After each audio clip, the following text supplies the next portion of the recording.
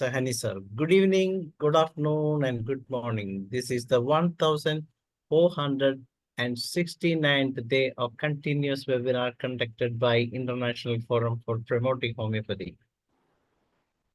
We welcome all to this session, and today our guest is Dr. SANDEEP SAIRAL. Let us begin the session with 1 minute silent prayer. Thank you all. As you all know, the International Forum for Promoting Homeopathy comprises of homeopathic lovers, students, and doctors. And we have 3 sessions every day. The first session is already over. That's our Hindi session from 7:30 to 8:30. And from 8:30 to 9:30, we have international session in English, and 9:30 to 10:30 local language session in Malayalam. All the sessions are going in a good way now, and we have already booking for up to December. Only a few days are available for those who want to present the sessions. And if anyone is interested, you can contact either Sahani sir or me or any of us in our WhatsApp, so that we will I'll fix the date for you as per the convenience and availability. All the videos of our sessions are being uploaded on the very next day itself, and those who want to see it again and share, you can share it with your friends also. This is what the beauty of our sessions nowadays. We are getting a lot of support from our subscribers here. And as you know, today we have a very good guest in Dr. SANDEEP SAIRAL from Delhi. He is an eminent practitioner doing excellent session practice in Delhi, as well as running his own clinic, a Royal Dental and Homeopathy Clinic at New Delhi, and that is at West Delhi, and have working and is working in charitable clinics, so many charitable clinics in Delhi. And doctor has completed the BHMS from Dr. B.R. Homeopathic Medical College Hospital and Research Center, Government College in New Delhi. Has been practicing since 2012 at his clinic, and is having a very good practice there. Has written 4 books, Homeopathic Arrows 1, then Homeopathic Arrows 2, Homeopathic Arrows 3, and Homeopathic Arrows 4. And we have given the number of Dr. SANDEEP SAIRAL. So those who want to contact a doctor can be contacted through the mobile number. That's his WhatsApp also. So we have a wonderful session coming in this night. That is the subject of the day is beta thalassemia and its homeopathic approach. So let us proudly welcome the guest of the day, Dr. SANDEEP SAIRAL, to this session. Welcome, doctor. Yes, doctor, you can. We proudly welcome you to this session, Dr. SANDEEP. Dr. SANDEEP, you are the co-host. You can share now. You can open now. Thank you, sir. Good morning, good evening, good night. And thank you, sir, for this opportunity. Shall we start now, sir? Yes, Hi. yes. Okay. Hi, my name is Dr. SANDEEP SAIRAL. Today, we will, sir, am I audible? Yeah. If in between my voice is not audible, then please inform me. Or Definitely. Okay. Hi, my name is Dr. SANDEEP SAIRAL. Today, we will talk about beta thalassemia. Its another name is Mediterranean anemia. This name originates from Mediterranean Sea. If you look at the location of Mediterranean Sea, in north, there is Europe, on south is Africa, and on the eastern side is Asia. Area around Mediterranean Sea have hot and humid temperature. This temperature supports and favors the malarial transmission.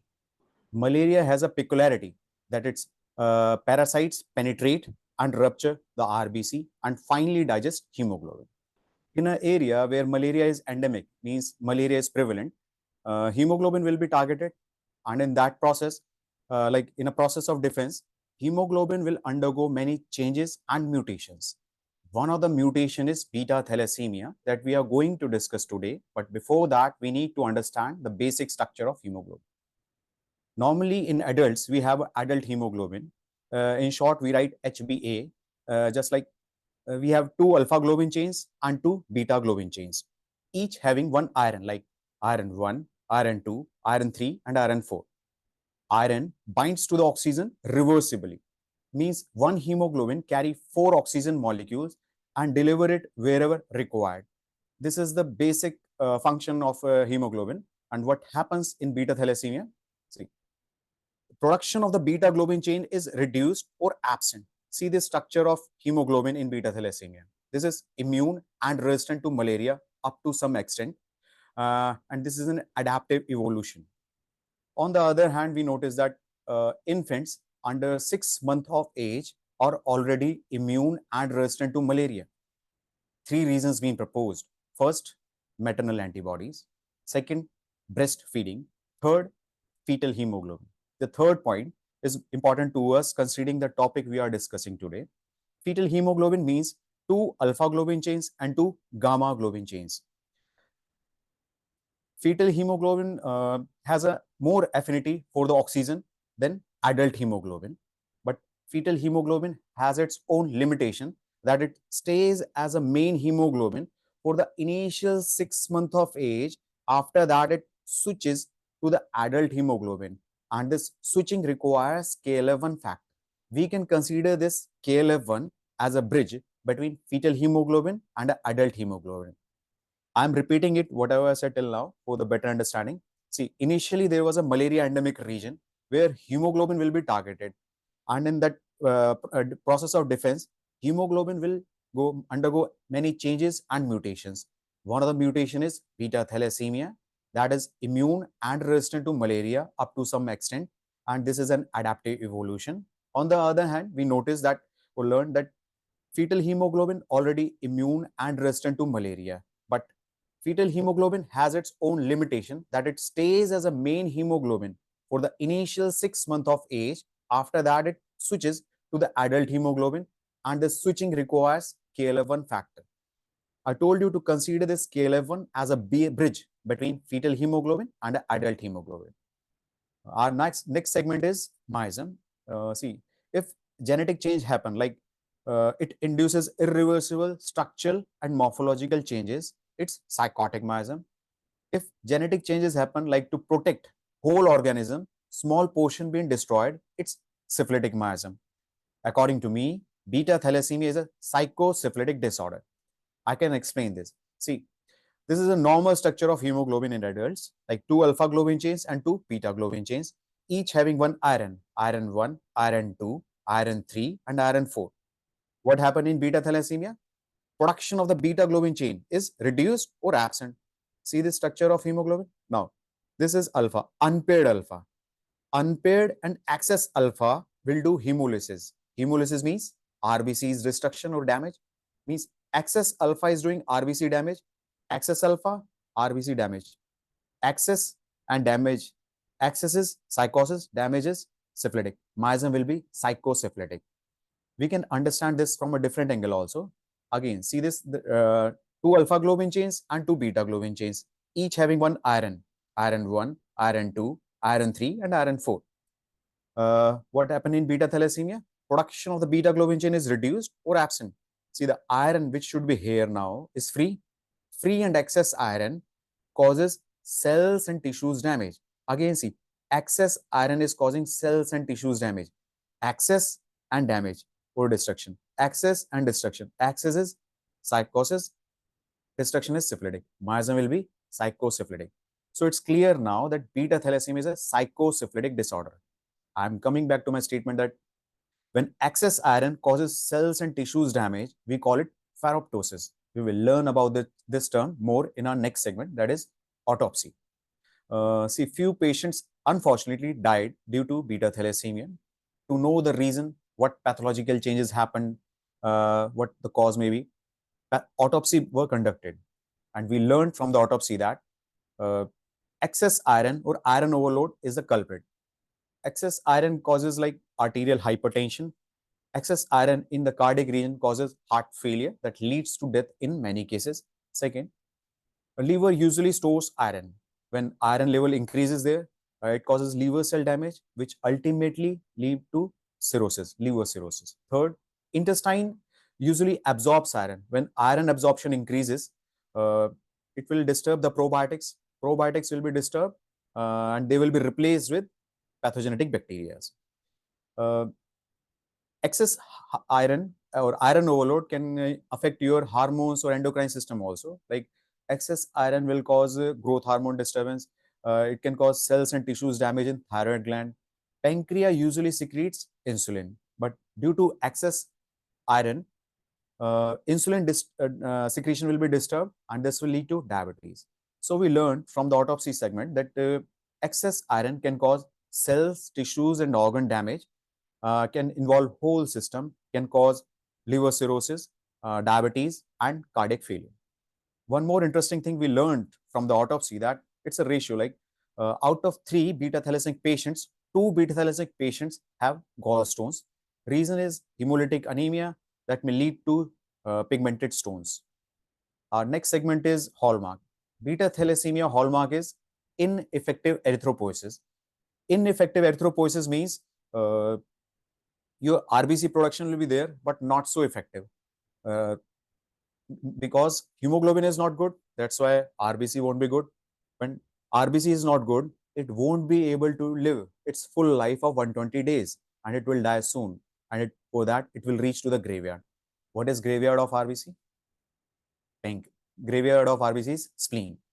So it will reach to the spleen. See, when hemoglobin is not good, it won't be able to perform its function, basic function of providing oxygen to cells and tissues. Now what will happen? A condition will be created known as hypoxia. As soon as means oxygen is low, and as soon as kidney senses this hypoxia, it will start releasing a hormone known as erythropoietin hormone. What erythropoietin hormone do? Erythropoietin hormone will speed up the production of RBC. And where RBCs are produced? RBCs are produced normally in adults in bone marrows. Bone marrow normally do their work, whatever they do, but under the influence of erythropoietin hormone, they will do extra work, overtime, overwork. So bones will become enlarged, bones will become thin, and bones will become weak. Bone marrow did whatever they can. Now spleen joined the hand to help them out because spleen is an extramedullary space. Now spleen also started producing RBC. As soon as spleen started producing RBC, it won't be able to perform its other functions like to filter the RBC blood or fighting the infection. So what will happen? Immunity will goes down. We call it immune compromised patients. What happens to immune compromised patient? Frequent infection. So we learned in hallmark segment that beta thalassemia affect bone marrow and spleen both, but spleen is most tortured. That's why spleen get enlarged and inflamed. End result of hallmark segment is that due to ineffective erythropoiesis, there will be RBC count more than normal, means it will cross the upper range of the normal limit. RBC count will be always more than normal in beta thalassemia. So I'm just repeating everything what I have said till now, just summarizing it very briefly. See, initially there is a malaria endemic region where hemoglobin will be targeted, and in process of defense, hemoglobin will undergo many changes and mutations. One of the mutation is beta thalassemia, that is immune and resistant to malaria up to some extent. And on the other hand, we notice that fetal hemoglobin already immune and resistant to malaria, but fetal hemoglobin has its own limitation that it stays as a main hemoglobin for initial 6 months of age. After that, it switches to the adult hemoglobin, and this switching requires KLF1 factor. I told you to consider this KLF1 as a bridge between fetal hemoglobin and adult hemoglobin. In miasm segment, we learned that beta thalassemia is a psychosyphilitic miasm. In autopsy segment, we learned that excess iron or iron overload can cause cells, tissues, and organs damage, can involve whole system, can cause cardiac failure, liver cirrhosis, diabetes. And in hallmark segment, we learned that in beta thalassemia, there will be ineffective erythropoiesis, which leads to RBC count, increase in red blood cell count, because both bone marrow and spleens are working. And bone marrows, due to bone marrow's excess work, bones is weak, bone will become weak and thin and enlarged, and due to spleen, there will be frequent infection will be there, and spleen inflammation is there. Our next segment is treatment. Better word would be management. And see, normal treatment is like blood transfusion. In beta thalassemia, regular blood transfusion is required, and we know if we do regular blood transfusion, iron level will goes up, and we have recently learned in autopsy segment then that when excess iron or iron overload can cause cells, tissues, organ damage, can involve whole system. So whenever the iron level increases, we do iron chelation therapy. Iron chelation therapy means to extract the excess iron whenever it is excess. So first treatment is like blood transfusion plus iron chelation therapy whenever required. Second is bone marrow transplant.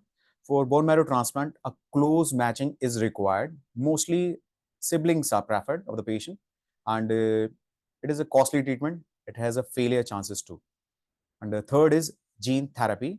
Gene therapy means to refix where the problem is exactly. Like in beta thalassemia, it's chromosome 11, and it has recently been approved in UK in November 2023, and in August 2024, gene editing therapy also approved. In January 2024 in US, it also approved. Gene therapy, again, a costly treatment. The next treatment is fetal hemoglobin inducer. For fetal hemoglobin inducer, mostly hydroxyurea is used, and it is a cost-effective treatment. So in treatment segment, we learned that there are 4 options basically. First is blood transfusion plus iron chelation therapy. Second is bone marrow transplant. Third is gene therapy, and fourth is fetal hemoglobin inducer, for which hydroxyurea is commonly used. Now, we will discuss about homeopathic treatment, but for which everyone is waiting and always interested. But before starting the discussion on homeopathic treatment, we need to know, will homeopathic medicine provide any sort of help in beta thalassemia case? For this, a research being conducted on 38 beta thalassemia patients, among which few were beta thalassemia major also, and they were given homeopathic medicines as per indications. Like few got pulsatilla, few got Faramet, etc., etc., as per the indication, along with hydroxyurea. Means one group is receiving homeopathic medicine plus hydroxyurea, and the control group is receiving just hydroxyurea. After 3 months, results being compared on all parameters. In group receiving homeopathic medicines, blood transfusion requirement reduces to half in comparison to the control group. Means if control group requiring blood transfusion after every 1.5 months, then the homeopathic group requiring blood transfusion after every 2.5 to 3 months. And hemoglobin level increases in homeopathic group. How? That we will discuss later. Symptomatic improvement was there. Spleen inflammation got reduced. Iron level got reduced to the normal, and overall severity of the beta thalassemia got ameliorated in homeopathic group. So the conclusion of this research, important research, was that homeopathic medicine have additional benefit in beta thalassemia cases. How? That we will discuss later. Now I want to mention or share name of the few homeopathic medicines that I feel fit logically with the beta thalassemia.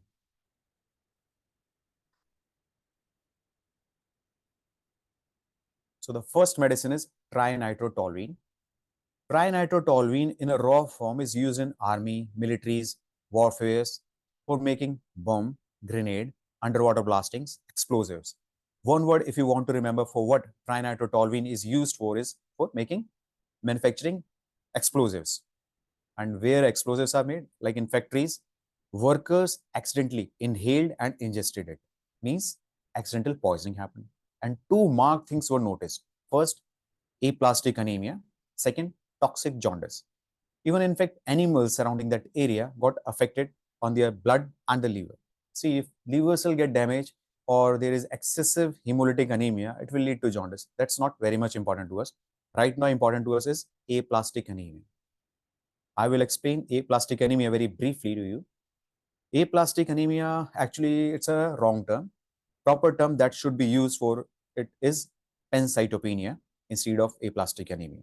Pancytopenia means not just your RBC will decrease, your platelets and white blood cells, all 3 will decrease. Let me phrase it in a statement. See, trinitrotoluene in a raw form suppresses your bone marrow, which decreases the production of RBC, platelets, and white blood cells. And in homeopathy, we have a concept that if a substance can produce symptoms, then the same substance can correct the same or similar symptoms if given in a potentized form. And we in homeopathy, we are more focused on word similar.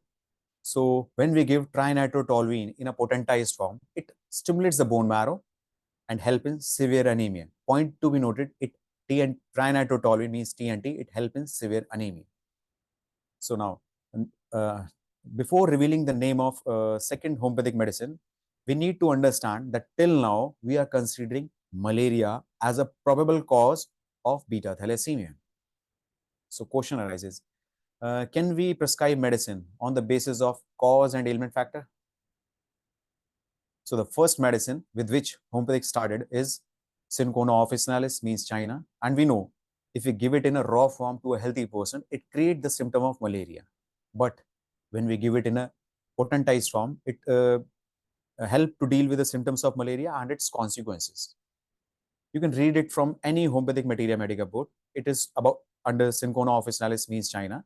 It is commonly found that ailment from loss of vital fluid, especially blood loss, and it helps in severe anemia. So two medicines I have listed till now. First is trinitrotoluene, means TNT. Second, Cinchona officinalis, means China.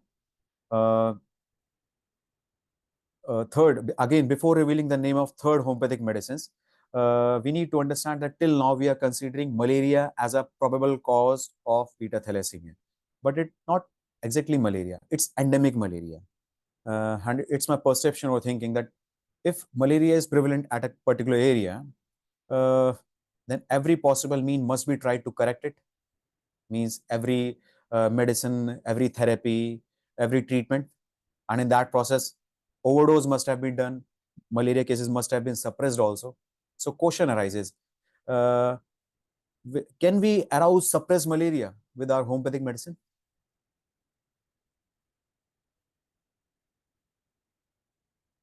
I was going through the book William Borick Materia Medica book. It was mentioned there that if we give high potency of chinanum sulf, means quinine of sulfate, it arouses the suppressed malaria and it is of great help. It provides great sort of help where there is a rapid destruction of RBC and decrease in hemoglobin level. So three medicines I have listed till now. First is trinitrotoluene, means TNT. Second, Cinchona officinalis, means China. Third, quinine of sulfate, means chinanum sulf. See, malaria has one more peculiarity that it has an intermittent fever, means it follows certain periodicity. We are not going to the internal detail, whatever the cause may be, like plasmodium is getting mature or rupture at a certain point, like 48 hours or 72 hours. We are saying just that it has an intermittent fever. From this, one word originates, according to me, it's malarial miasm. Malarial miasm means sudden acute symptoms that comes times to time, and in between there is inactive phase. If one word I have to explain malarial miasm, it means intermittent. I may be wrong also. And in 234 aphorism, Dr. Honeyman said, conditions which are intermittent, like febrile or non-febrile, means with fever and without fever. If base is soric, give antisoric medicine. He said, rarely syphilis is touched, but if it is touched with syphilis, give antisyphilitic medicine. And he also said, sometimes you need to give as a intercurrent medicine, potentized dose of Cinchona officinalis to completely extinguish the intermittency. Even Dr. Kent also said that pupils who have lived long under the influence of malarial miasm. So see, three medicines I have listed till now. First is trinitrotoluene, means TNT. Second, Cinchona officinalis, means China. Third, quinine of sulfate, means chinanum sulf. And see, Dr. Honeyman said, Dr. Kent said, and Dr. William Borick said. All these things are about homeopathic literature. People who don't trust homeopathy can keep them aside, no issue. Now we will talk about one more important research. This research was conducted not on many patients, uh, just 9 beta thalassemia patients, and research concluded that cinchonidine and quinidine are potent inducers of gamma globin mRNA. I mentioned about the gamma globin earlier also. Gamma globin means 2 gamma globin with 2 alpha makes fetal hemoglobin. Means indirectly they are producing or inducing fetal hemoglobin. I'm coming back to my statement again. See, research on 9 beta thalassemia patients concluded that synconidine and quinidine are potent inducers of gamma globin mRNA, which are indirectly producing or inducing fetal hemoglobin. What are synconidine and quinidine? Synconidine and quinidine are alkaloids of Synchona officinalis, means somehow homeopathic medicines are inducing or producing fetal hemoglobin. See, the initial research was saying that homeopathic medicine have additional benefit in beta thalassemia case, and this research showed that homeopathic medicines are producing or inducing fetal hemoglobin. Okay. Now let's talk about nature. What nature is doing. See, initially there was a malaria endemic region. Nature tried to help by doing a mutation. This mutation is known as a beta thalassemia mutation. And any mutation or any genetic feature pass on via reproduction. And when reproduction happen between same bloodline or like children of same ancestors, then a population is created or another area created known as beta thalassemia endemic region. Means first there was a malaria endemic region. Now due to reproduction and mutation, there is beta thalassemia endemic region, malaria endemic region, beta thalassemia endemic region. Now nature again tried to help by doing another mutation. This mutation is known as KLF1 mutation. I have mentioned about the KLF1 earlier also.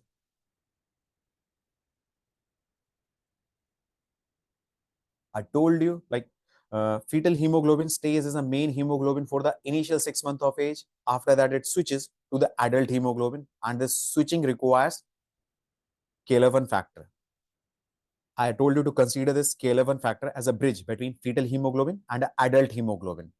See now, KLF1 mutation happened, so fetal hemoglobin won't be able to switch to the adult hemoglobin.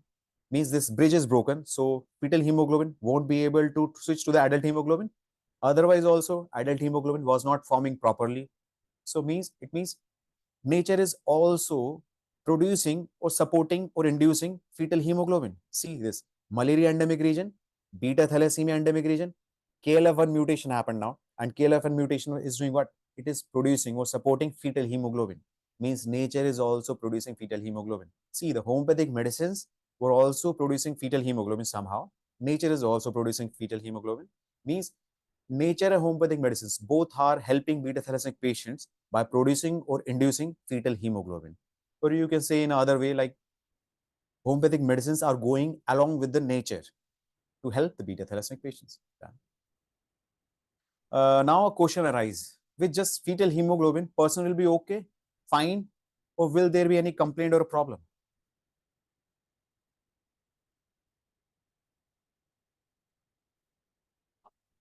For this, to clarify this, I will introduce a name of one condition known as hereditary persistence of fetal hemoglobin. In short, we write HPFH.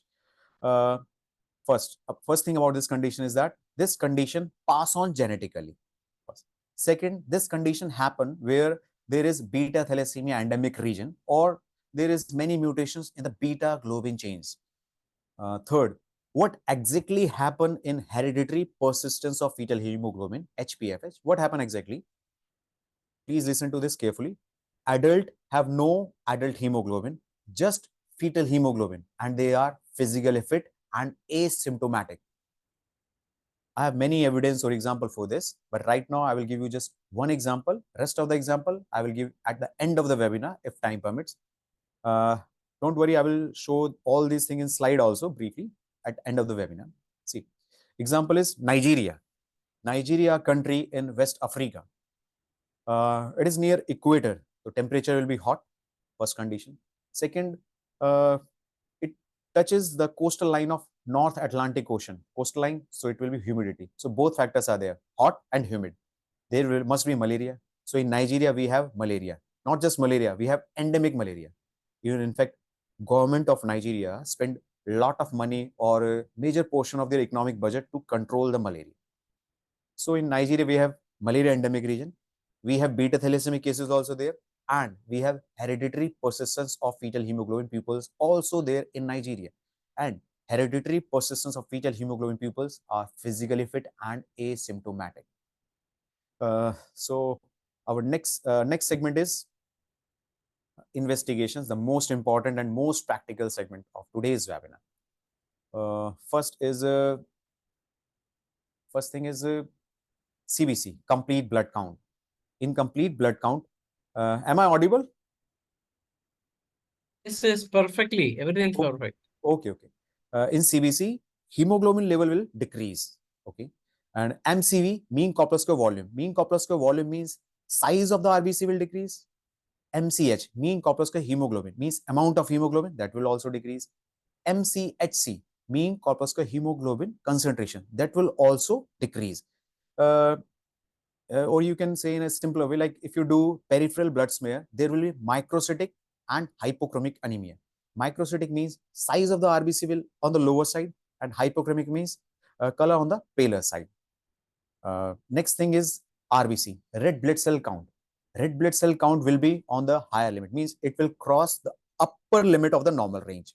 Reason, I have already explained you the whole mechanism in hallmark segment, that bone marrow and spleen are doing their work. There is ineffective erythropoiesis. So RBC count will be there high, on the higher side.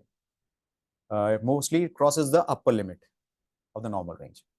One thing I want to clarify here is that consider this is a hemoglobin. This is heme and this is globin. Globin means protein, heme means iron. What happened in beta thalassemia? Production of the globin chain is reduced. Okay, but heme is intact. Heme means iron is intact. See, iron is never the cause in beta thalassemia. Okay, this we should remember. So when we do investigation, we do serum iron level. When we do serum iron check, it will be normal because it's not a problem. It will be normal, or it will be slightly raised due to treatment or management. Ferritin level. What is ferritin? Ferritin is a protein which helps to store the iron. So again, it will be normal or slightly raised due to management or treatment. Third is transferrin saturation. What is transferrin? Transferrin is a protein which helps to transfer the iron. So again, it will be normal or slightly raised due to treatment or management. Yeah. Next test is hemoglobin analysis.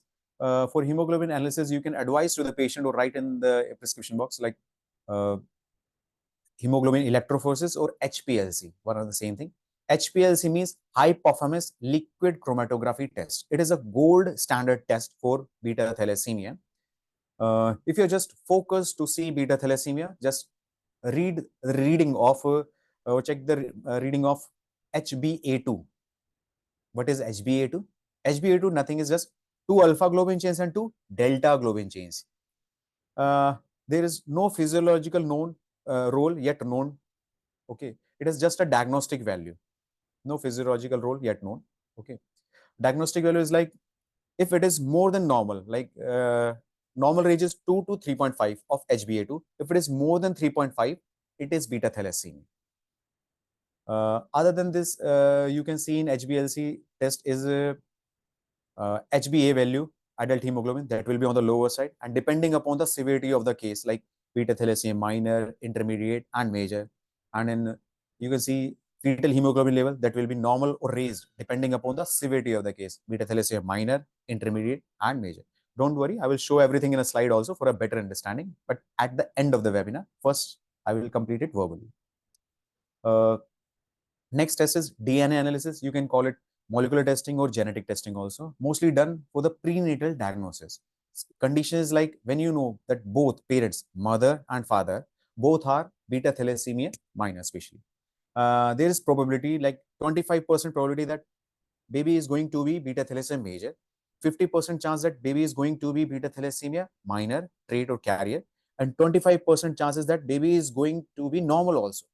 So policy is like early detection is prevention. So if you detect that the baby is going to be beta thalassemia major, so termination of pregnancy is advised as early as possible. So these were the basic investigations done in the beta thalassemia, mainly like mostly indicated by like when there is microcytic and hypochromic anemia, and even after that RBC count is more than normal.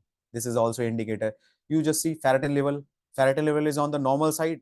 It is indicator toward the beta thalassemia, along with microcytic and hypochromic anemia. And gold standard test is obviously your HPLC test, high performance liquid chromatography test. in which you can see that HbA2 level, if it is more than normal range, means if it crosses 3.5 value percent, it is beta thalassemia. But what practically happens? Practically what happens, like patients comes to you and say that they are taking iron supplements, and patient mostly uses a statement like, sir, we are taking iron supplement and it's not helping us. Or they say that iron supplement don't suit them. Or they said iron supplements had adverse effect on them. So whenever patients comes to you with taking iron supplements, just check their ferritin level. If ferritin level is normal, ask them to immediately stop whatever iron supplement they are taking. Explain the reason that we have recently learned in autopsy segment that whenever the iron is excess, there is iron overload, it will cause cells, tissues, organ damage. It can involve whole system, can cardiac failure, and etc. etc. things like liver cirrhosis and diabetes and etc. You can explain them otherwise also, like in beta thalassemia, iron is not the cause, and when you are giving iron, you are not helping yourself, you are worsening the case. And just after ferritin level, just check their HPLC test. Most of the time, these patients are beta thalassemia. Okay. Most of the time, these patients are beta thalassemia. But what this wrong treatment or mistreatment happen because both beta thalassemia and iron deficiency anemia both are microcytic and hypochromic anemia. That's why this mistreatment happen. Means microcytic means in both the size of the RBC is on the lower side, and hypochromic means color on the paler side.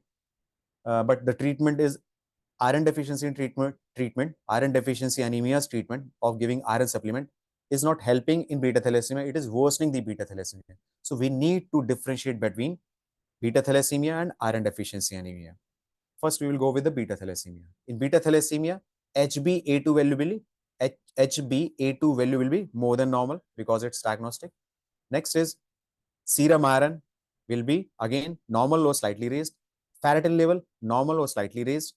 Transferrin saturation normal or slightly raised. RBC, red blood cell count, will be on the higher side. When we go into iron deficiency anemia, there serum iron will be on the lower side. Transferrin saturation on the lower side. Ferritin level on the lower side.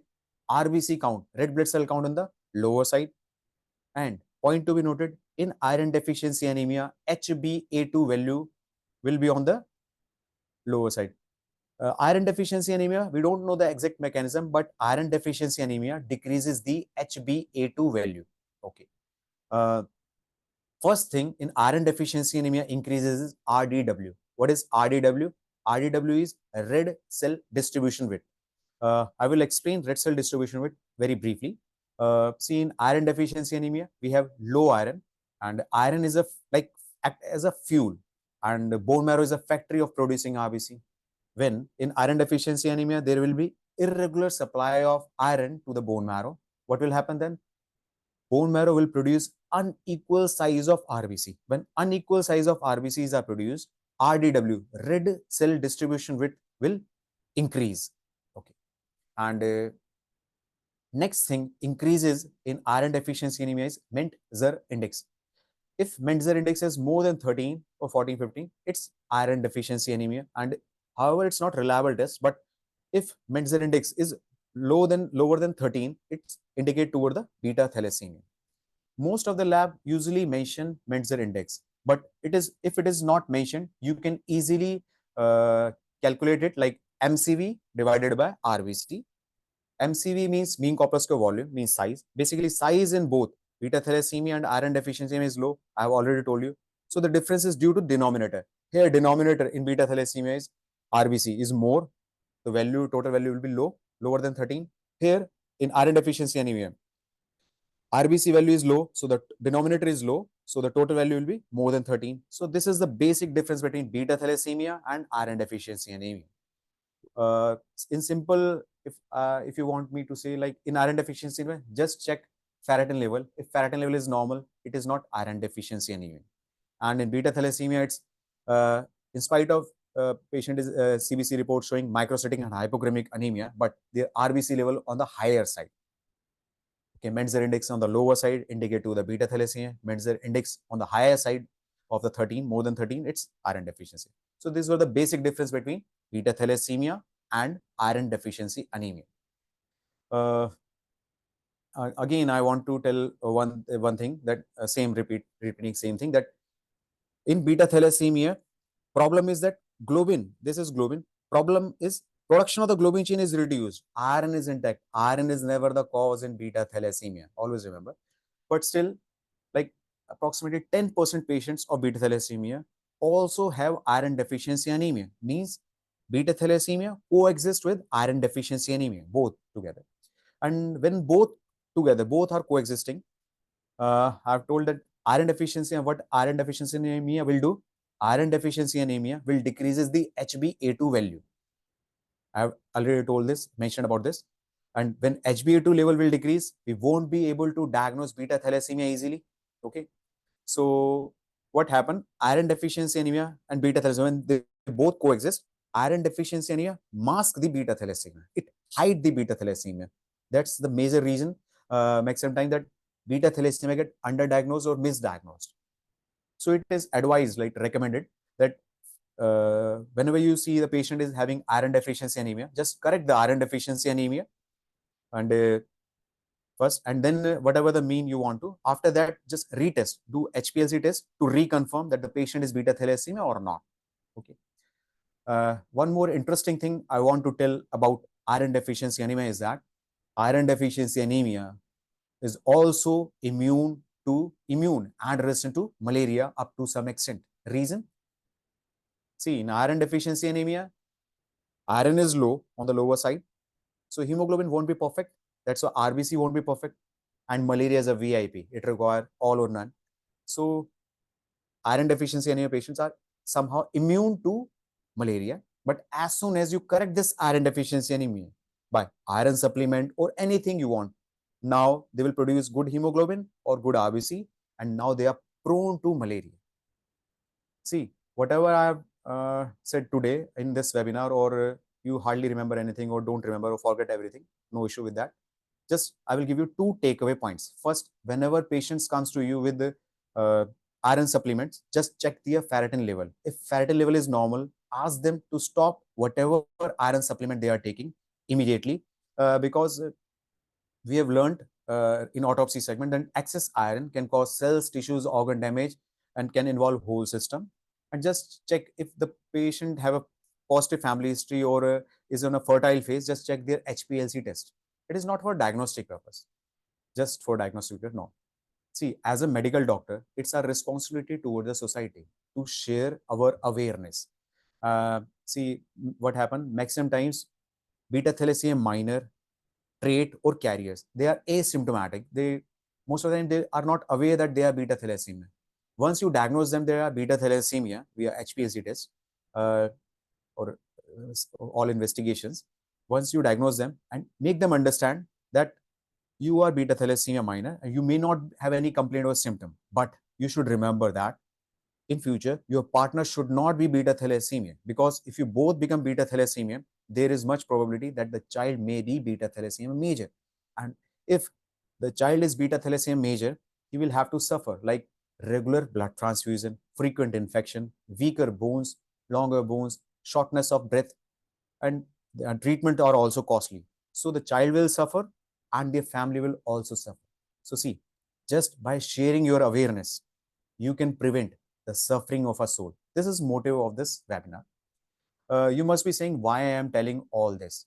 It's all started in Mediterranean. Why we am telling all this? Yes, it started in Mediterranean, but it stretches to the Southeast Asia. We call it beta thalassemia belt or thalassemia belt from Mediterranean Sea to Southeast Asia. Still, why we are talking about this? In India is the world's capital in beta thalassemia. Many cases remain undiagnosed, misdiagnosed. Still, India is world's capital in beta thalassemia. Thalassemia word, right time for me to explain this. Like thalassemia word is related to sea or a large water body. Just imagine, don't worry, I will show everything in my slides also. Just imagine Bay of Bengal map. Bay of Bengal, Odisha in the coastal line, have maximum number of cases of malaria. Okay. And just above it, West Bengal, hot and humid. Hot and humid again have malaria and beta thalassemia. Above it is northeast India, rainy. at single factor is there, at least humidity. So there will be malaria and beta thalassemia. In Gujarat coastline, there will be like many mutations, different mutations of beta globin chain will be there in the Gujarat coastline. In Maharashtra coastline, malaria and beta thalassemia. I have mentioned about one term earlier, hereditary persistence of fetal hemoglobin, HPFH cases. In India too, we have find that HPFH cases where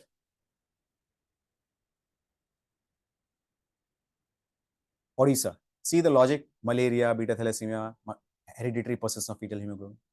Other places where we found hereditary persistence of fetal hemoglobin are countries like Uganda. Uganda country is in again Africa, near the equator. So temperature will be hot and touches the coastal line of Lake Victoria. So there will be humidity, hot and humid. Both factors are there. There will be malaria. So in Uganda, we have malaria endemic region, and government spent lot of money and like major portion of their economy budget to control the malaria. So in Uganda, we have malaria endemic region, we have beta thalassemia, and we have hereditary persistence of fetal hemoglobin pupils also there. And hereditary persistence of fetal hemoglobin pupils are physically fit and asymptomatic. Other places like South China eradicated the malaria although, but have hereditary persistence of fetal hemoglobin pupils, physically fit and asymptomatic. In Mediterranean Sea, especially Greece and Italy, eradicated malaria, but have hereditary persistence of fetal hemoglobin, few cases there, in Greece and Italy both. And Jamaica in Caribbean Sea also eradicated malaria, but have hereditary persistence of fetal hemoglobin cases, which are physically fit and asymptomatic. So this was it. I have done with my today's webinar content. Thank you. And now I will show you my slides if I have some time. And meanwhile, if anyone have any question or want me to repeat any segment, I can do that. Sir, if I have time, I can show my slides. Yes, yes, sir. Now you can show the slide and then we can go for discussion. Okay, sir. Okay, sir.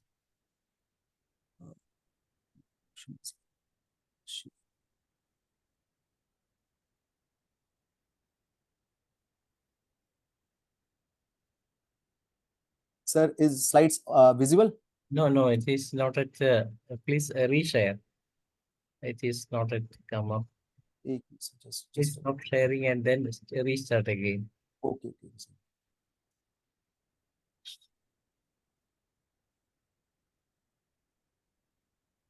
You can, yes, yes. Is it visible now? Yes, yes, now it is coming. Interest index. Sir, I will show just few things briefly, very like to save the time. First, I will show this HP hereditary persistence of fetal hemoglobin. Like I mentioned about Uganda. Uganda is like near equator, and Lake Victoria, they have a hereditary persistence of fetal hemoglobin people. And in Nigeria, like see this equator line and the North Atlantic Ocean, coastal line of the Atlantic Ocean.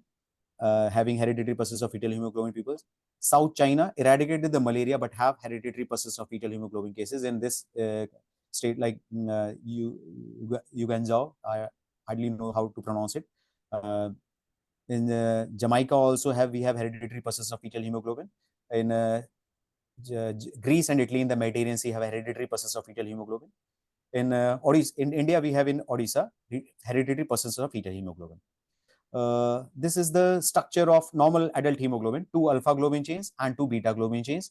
And this is the fetal hemoglobin structure, 2 alpha and 2 gamma globin chains. Now it is Odisha. In this, we can easily see that like The slide is not moving, sir. alpha, beta, Hello, and hello. gamma and delta. 2 alpha. Hello, sir. The slide is not moving. It is stuck on with Odisha. Odisha. Okay, okay. Okay. Sir, now visible? No. No, no. Stuck? No, but yes. Types of globin chains. 2 alpha globin chains visible? Yes. 2 Yes, beta yes. globin chains make adult hemoglobin, and 2 alpha and 2 gamma makes fetal hemoglobin. Here in the side we have written like 2 alpha globins and 2 gamma globin fetal hemoglobin. In the middle we have adult hemoglobin, and in the side we have HbA2 like 2 alpha and 2 delta that is required for the diagnostic purpose especially. One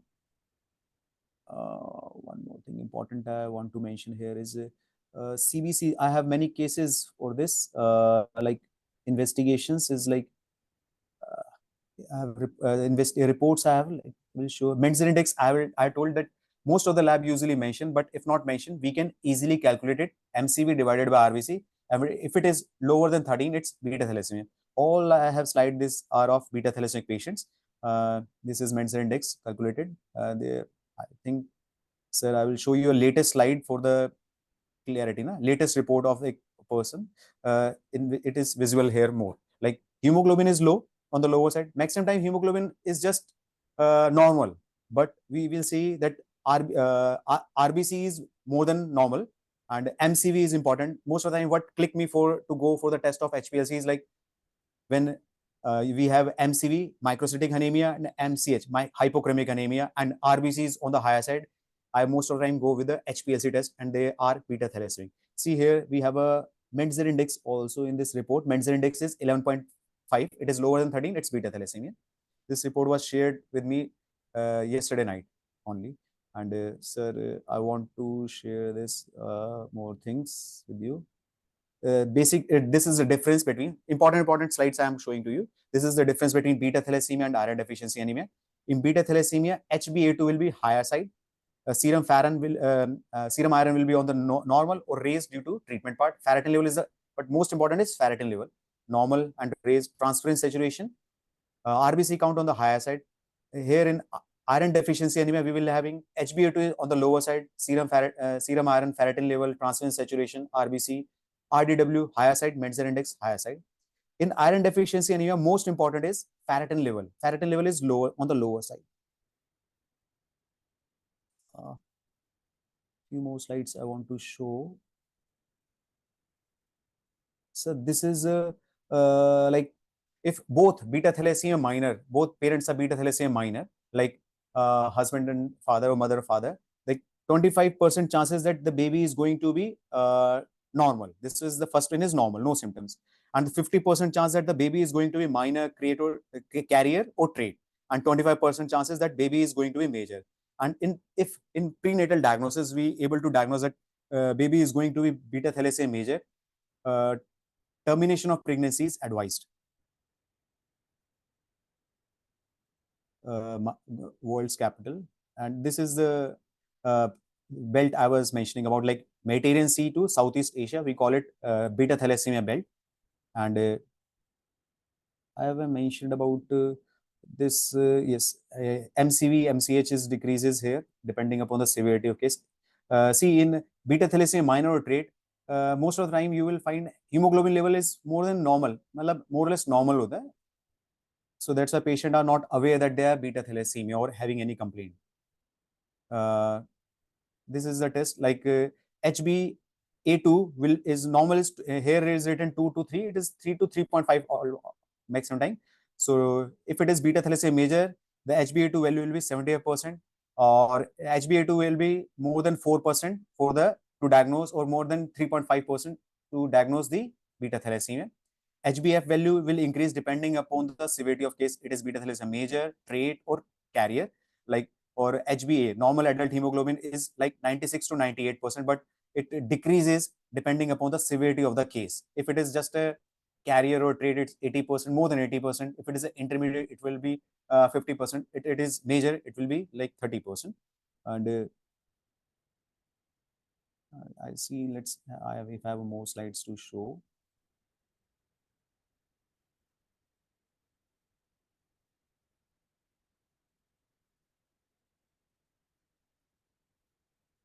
Mediterranean Sea having the Europe, Asia, and Africa, and it's hot and humid temperature.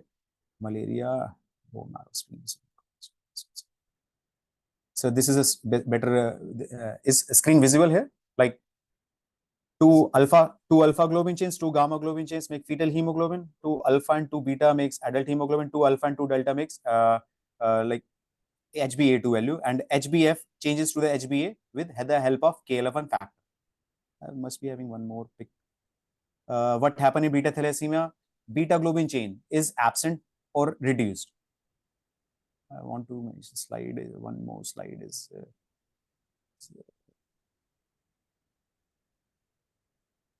This is the basic treatment like blood transfusion, iron chelation therapy, bone marrow transplant, gene therapy, and fetal hemoglobin inducer.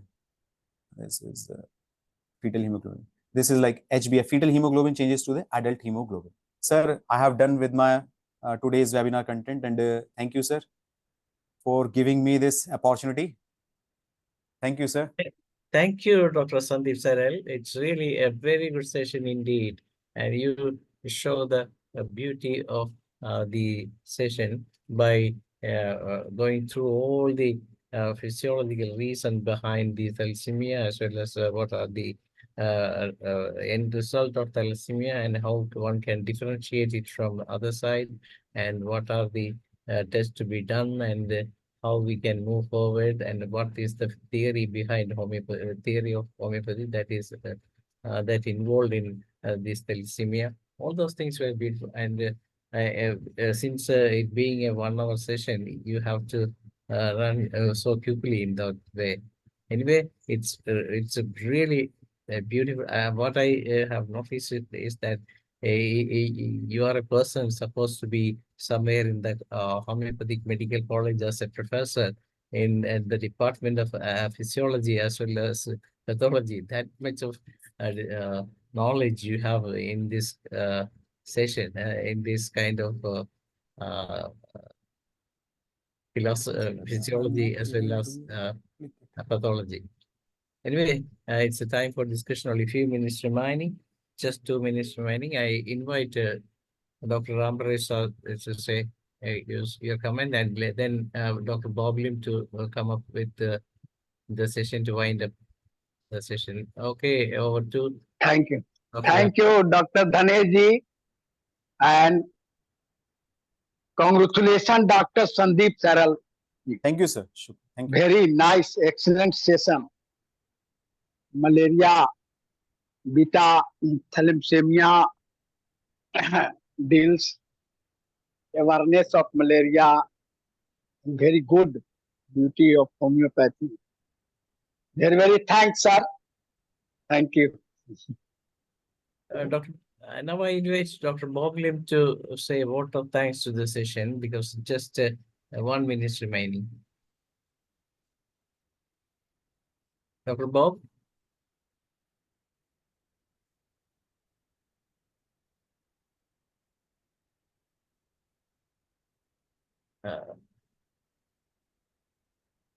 Dr. Bob, are you there? Then Dr. Anita Soman, can you say vote of thanks to the session? Dr. Anita Soman?